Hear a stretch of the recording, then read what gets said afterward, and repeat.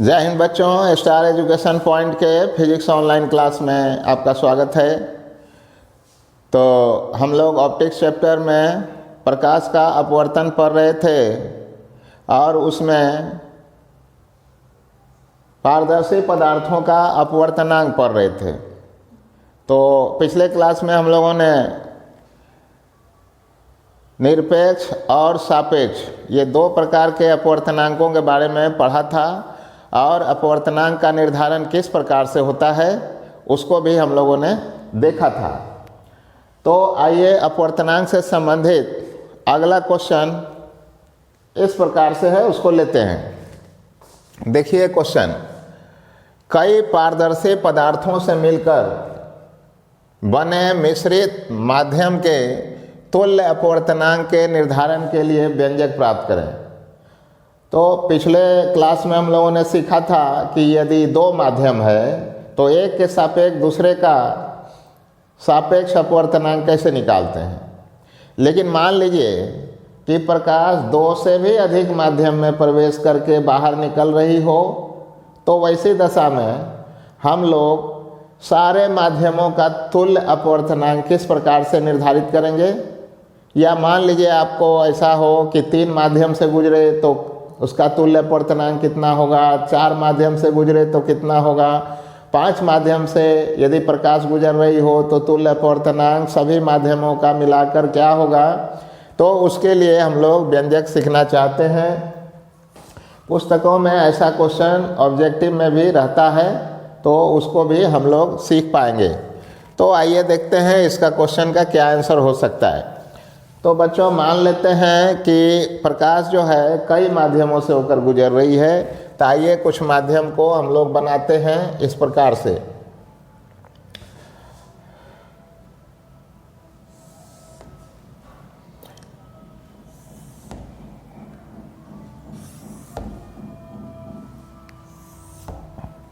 मान लेते हैं बच्चों कि सबसे ऊपर वाला माध्यम को हम लोग पहला माध्यम मान लेते हैं। ये वाला बीच वाला जो दिख रहा है ना, ये दूसरा माध्यम है, ये माध्यम तीसरा वाला है और ये माध्यम चौथा वाला है और सबसे लास्ट में ये 5वां माध्यम है, इस प्रकार से। तो बच्चों सभी माध्यमों का अपवर्तनांक भी अलग अलग होगा। मान लेते हैं कि पहला माध्यम जो है उसका अपवर्तनांक है μ1, ठीक ना। दूसरा माध्यम है, इसका अपवर्तनांक है μ2।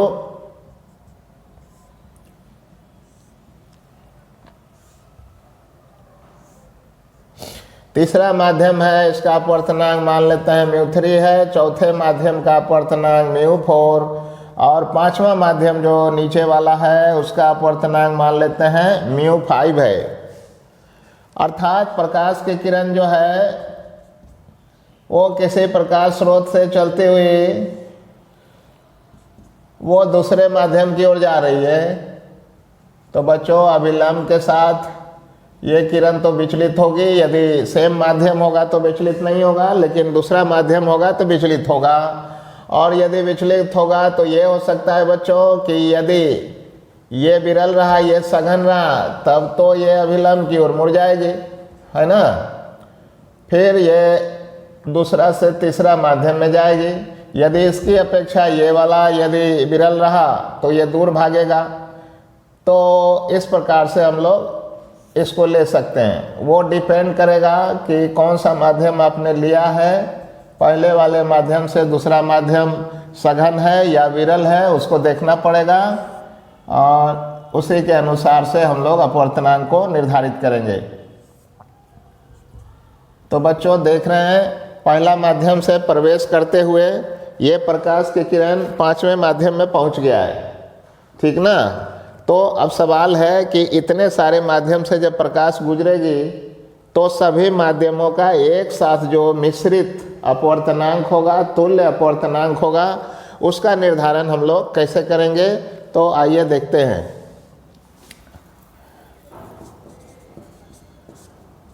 चित्र में माना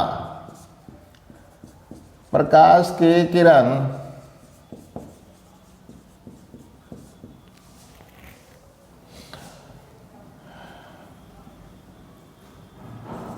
क्रमशः μ1, μ2, μ3, μ4 तथा μ5 अपवर्तनांक वाले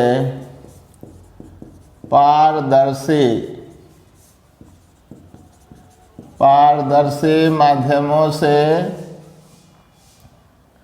होकर लगातार गुजरती है। ऐसा मान लिया जैसा चित्र में दिख रहा है, लगातार गुजर रही है। तो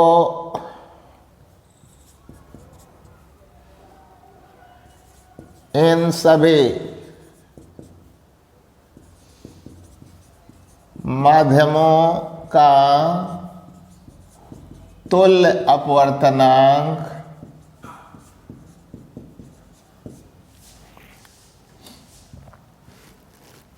यदि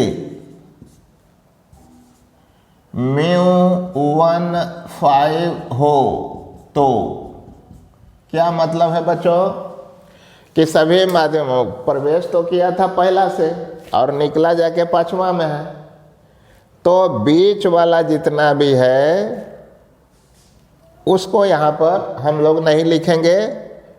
क्या लिखेंगे? पहला और अंतिम को लिखेंगे। तो पहले के सापेक्ष अंतिम माध्यम का अपवर्तनांक हम लोग कैसे निकालेंगे उसको देखिए। तुल्य अपवर्तनांक यदि इस प्रकार से लिखा जाए तो μ51 बराबर, देखिए बच्चों, हमने दो माध्यमों के लिए आपको बतलाया था, शायद आपको याद होगा।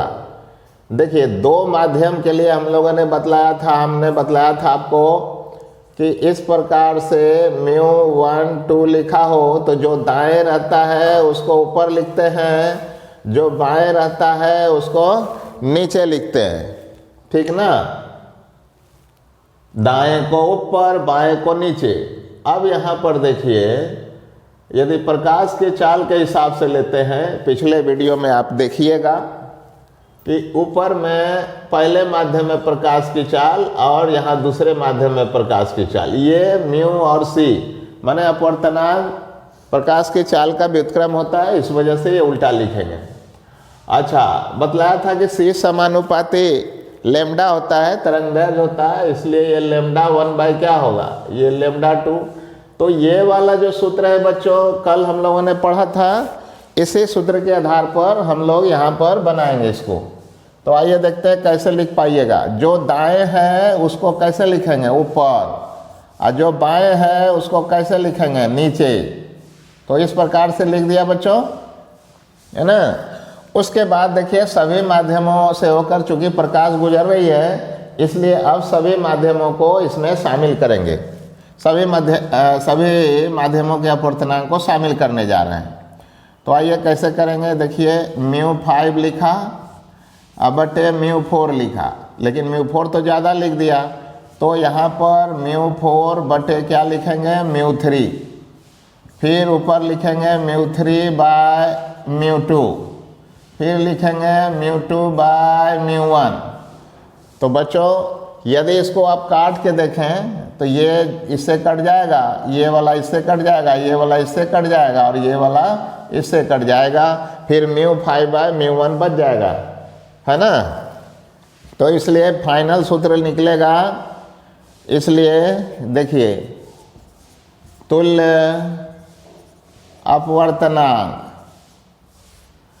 अपवर्तनांक का सूत्र हो जाएगा बच्चों इस प्रकार से। इसको लिखेंगे, इसी को ना तोड़ा है इसे, तो इसको पहले लिखेंगे। तो जो ऊपर रहता है उसको दाएं लिखते हैं, जो नीचे रहता है उसको बाएं लिखते हैं, जो ऊपर रहता है उसको दाएं लिखते हैं, जो नीचे रहता है उसको बाएं लिखते हैं, जो ऊपर रहता है उसको दाएं लिखते हैं, जो नीचे रहता है उसको बाएं लिखते हैं, जो ऊपर रहता है उसको दाएं लिखते हैं, जो नीचे रहता है उसको बाएं लिखते हैं। तो इस प्रकार से फाइनल सूत्र हो गया है बच्चों, ठीक ना। तो इस प्रकार तुल्य अपवर्तनांक के लिए ये अभिष्ट व्यंजक हम लोगों ने निकाल लिया है, ठीक। अब बच्चों जितना भी माध्यम होगा, 3 माध्यम से गुजरे, 4 माध्यम से गुजरे, यहाँ 5 माध्यम था, इसलिए इस प्रकार से होगा। ये 4 गो का गुना हुआ, माध्यम तो 5 हो गया, इसमें 1 से 5, ठीक ना। इसमें याद रखने के लिए दाएं बगल से 1 2 2 3 3 4 4 5 ऐसे करके ले सकते हैं, ठीक है। अपने हिसाब से याद रखिएगा, कोई ट्रिक वाली बात नहीं है, ऐसा ट्रिक खुद ही बन जाता है, ठीक ना। तो इस प्रकार से आप याद रखिएगा। तो आशा है बच्चों इसको समझ पाए होंगे कि कैसे कैसे करेंगे। अब एक एग्जाम्पल लेकर देख लेते हैं, ठीक ना। तो एग्जाम्पल लेकर देखेंगे तब अच्छी तरह से समझ पाएंगे हम लोग। तो एग्जाम्पल माने उदाहरण, एग्जाम्पल ले लेते हैं बच्चों कि चित्र में कुछ माध्यम मान लेते हैं। चित्र में इसको क्या मान लें, इसको मान लेते हैं कि हवा है, ठीक ना। तो हवा रहेगा बच्चों तो म्यू एयर लिखेंगे कि नहीं। इसको पानी मान लेते हैं, माने जल मान लेते हैं, तो जल मान लेते हैं तो μ2 बराबर μW लिखेंगे, ठीक है। अब इसको क्या मान लें, कांच मान लें, अच्छा कांच मान लेते हैं, चलिए इसको मान लेते हैं कांच। तो कांच मान लेंगे तो क्या लिखेंगे, μg ग्लास का अपवर्तनांक। और इसको कुछ और मान लेते हैं, क्या मान लें, बेंजीन मान लेते हैं, बेंजीन मान लेते हैं। और ये हो गया म्यू बेंजीन, ठीक है। और फिर जो है घुसा था इधर से निकल गया, मान लीजिए फिर से हवा में निकल गया, तो ये μ5 क्या हो जाएगा बच्चों, म्यू एयर हो जाएगा फिर से। या हवा नहीं भी मान सकते हैं, कोई और मान लीजिए, हीरा माध्यम मान लीजिए या कुछ और मान लीजिए, आखिर तो निकलेगा ना। तो निकलेगा तो फिर तो हवा से हवा में ही जाएगा, जो मानना है वो मान लीजिए, उसमें कोई दिक्कत वाली बात नहीं है।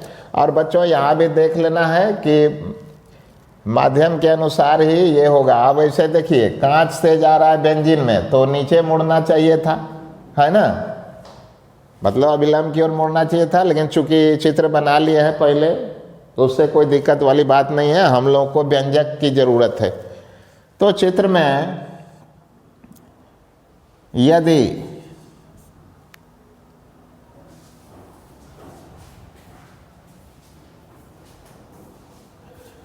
पहला, दूसरा, तीसरा, चौथा तथा 5वां माध्यम क्रमशः हवा, वैसे लिख देते हैं, हवा, जल, कांच, बेंजीन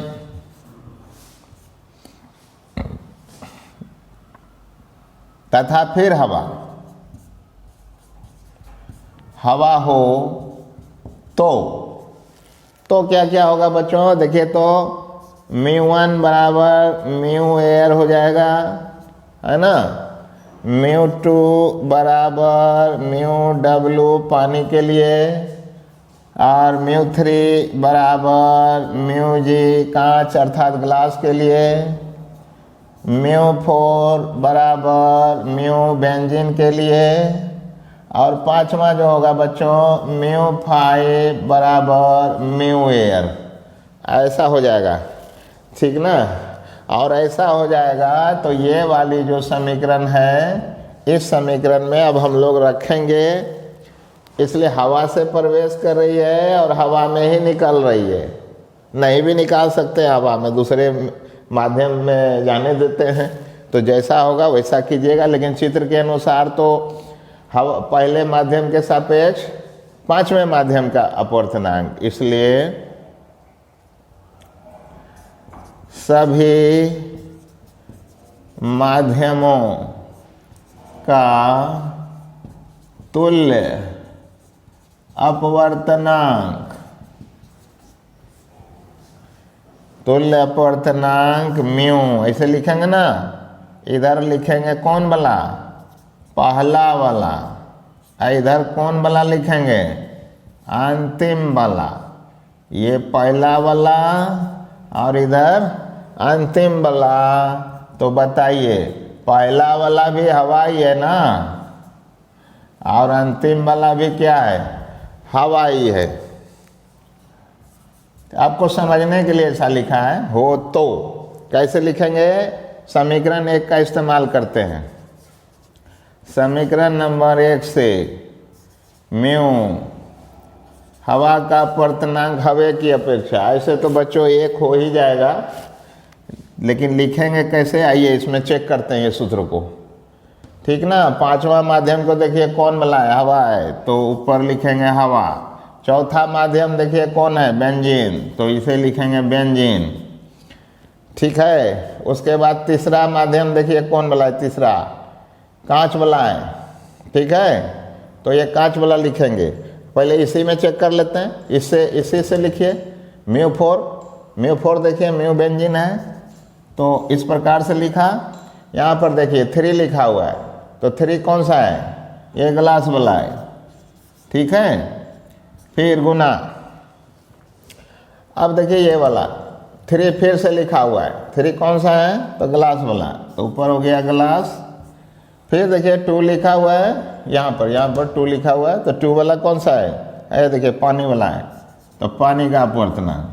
ठीक, फिर आइए यहाँ पर देखिए ऊपर में 2 लिखा हुआ है, तो फिर से पानी, तो ये वाला फिर से पानी का मतलब है ये ऐसा लिखेंगे।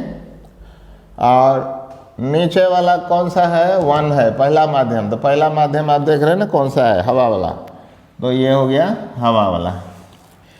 ठीक है बच्चों, तो इस प्रकार से आप इसको इससे काट सकते हैं, इसको इससे काट सकते हैं, इसको इससे काट सकते हैं, तो म्यू ए बटे म्यू ए हो गया, तो ये भी कटिए जाएगा और बचेगा कितना, 1। ठीक ना, तो इस प्रकार से जिस माध्यम से जाती है उसी माध्यम में यदि बाहर आएगी तो एक अपवर्तनांक होगा। सभी मिश्रित माध्यमों का मिला जुला कर अपवर्तनांक क्या हो जाएगा, 1 हो जाएगा बच्चों। ठीक है, और यही आपका क्या हो जाएगा, आंसर हो जाएगा इस प्रकार से।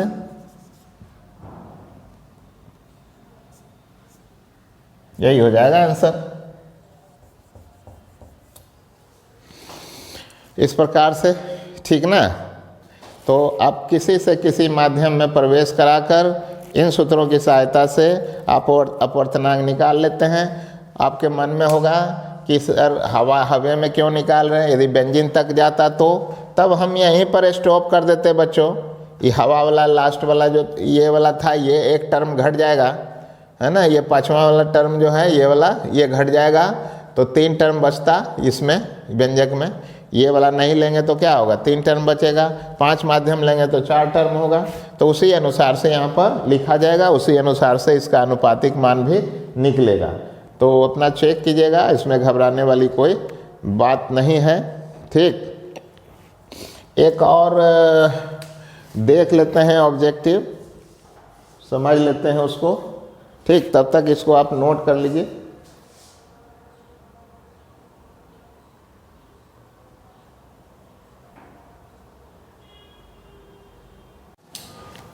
तो बच्चों आइए एक एग्जाम्पल लेते हैं फिर से। ऑब्जेक्टिव में इस प्रकार का प्रश्न रहता है किताबों में,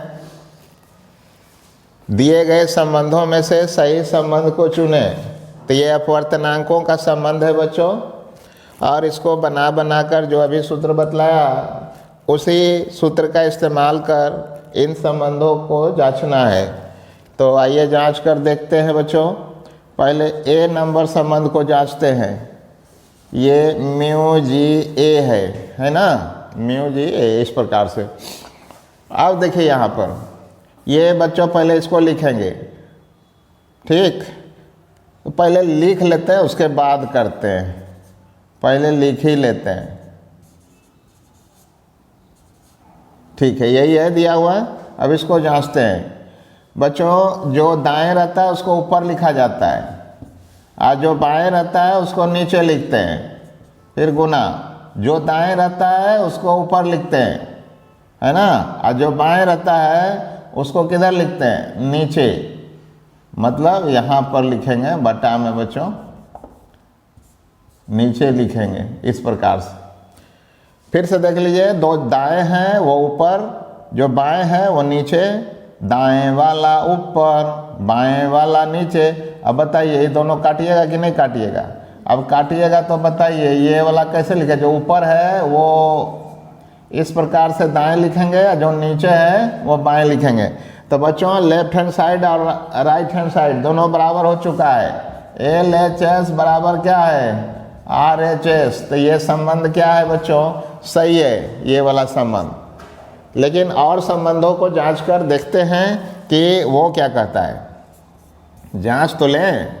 आइए देखते हैं ये वाला, जैसे म्यू जी ए लिखा, क्या कहता है उधर, mu W G आगुना mu G A. अब इसको जांचिए तो जो दाएं रहता है उसको ऊपर लिखते हैं, जो बाएं रहता है उसको नीचे लिखते हैं, गुना जो दाएं रहता है उसको ऊपर लिखते हैं, जो बाएं रहता है उसको नीचे लिखते हैं।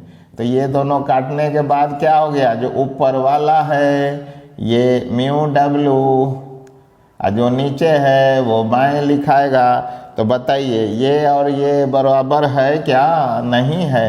LHS does not equal to RHS। तो ये संबंध गलत है बच्चों। अब C नंबर को भी जांच के देख ले, C नंबर ये वाला है, ठीक। म्यू जी ए बराबर म्यू डब्ल्यू बटे ए और म्यू जी डब्ल्यू, यही दिया हुआ है। जो दाएं रहता है उसको ऊपर लिखते हैं, जो बाएं रहता है उसको नीचे लिखते हैं, जो दाएं रहता है उसको ऊपर लिखते हैं, जो बाएं रहता है उसको नीचे लिखते हैं, ठीक। अब ये पलट जाएगी mu W by mu A गुना mu W by mu G, है ना। तो बताइए ये कटेगा भी नहीं बच्चों। तो बोलिए यहाँ भी LHS बराबर नहीं है RHS का, अतः C संबंध भी गलत है। D संबंध को चेक किया जाए, इसको म्यू डब्ल्यू ए गुना म्यू जी डब्ल्यू गुना म्यू जी ए। अब वैसे ही चेक करेंगे बच्चों, देखते हैं कि 1 के बराबर होता है कि नहीं।